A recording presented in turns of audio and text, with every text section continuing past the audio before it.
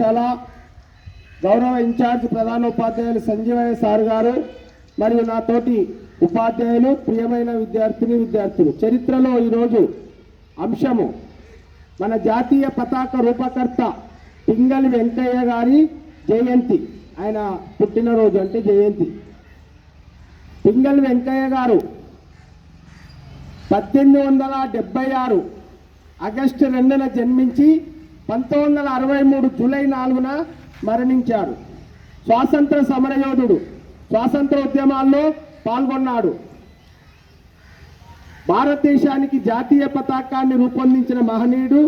భారతదేశము ఒక జాతీయ పతాకమని 1916లో ఆంగ్ల గ్రంథాన్ని రచించాడు.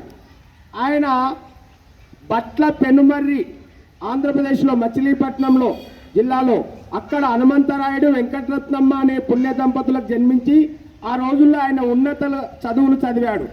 అయితే ఆ రోజుల్లో దక్షిణాఫ్రికాలో బోయర్ యుద్ధంలో కూడా ఇతడు పాల్గొన్నాడు. అక్కడే గాంధీజీ గారితో పరిచయం ఏర్పడింది.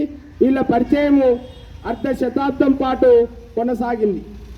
తర్వాత ఈయన 1916లో లక్నోలో ఈయన ఒక జాతీయ పతాకాన్ని రూపొందించడం జరిగింది. కాషాయము ఎరుపుతో ఆ పతాకాన్ని అక్కడ ఆ సభలో ఆవిష్కరించడం జరిగింది.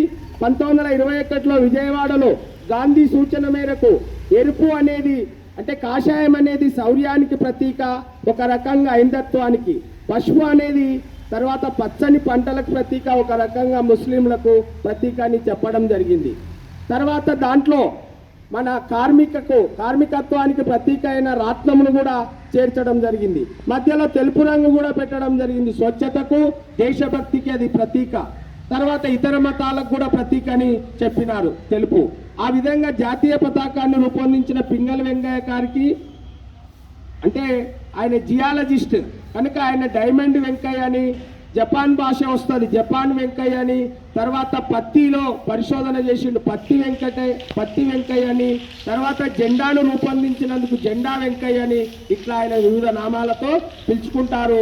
ఆ రోజుల్లో మన అప్పటి ఆంధ్రప్రదేశ్ ముఖ్యమంత్రి, మాజీ ముఖ్యమంత్రి గౌరవ నందమూరి తారక రామారావు గారు హైదరాబాద్లో ట్యాంక్ బండి మీద ఈయన విగ్రహం కూడా పెట్టడం జరిగింది. కనుక అటువంటి జాతీయ పతాక రూపకర్త పింగళి వెంకయ్య గారు తన జీవితంలో దుర్భర దారిద్ర్యాన్ని అనుభవిస్తూ మరణించారు. ఆయనకు ఎవరు సహాయం చేయలే.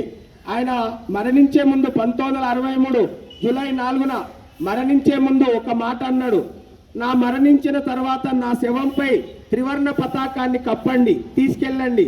తర్వాత ఆ శ్మశానంలో ఉన్న ఈ త్రివర్ణ పతాకాన్ని ఒక రావి చెట్టుకు తగిలించండి అని చెప్పిన మహనీయుడు. అంటే ఆ విధంగా జెండాను తను రూపొందించిండు, గౌరవించిండు. అటువంటి వెంకయ్య గారికి చివరిగా ఆయన కూతురు సీతామహాలక్ష్మి అనే ఆమెకు ఆజాదీక అమృతోత్సవంలో ఆంధ్రప్రదేశ్ ప్రభుత్వం 75 లక్షల నగదు కూడా ఇచ్చి ఆదుకుంది.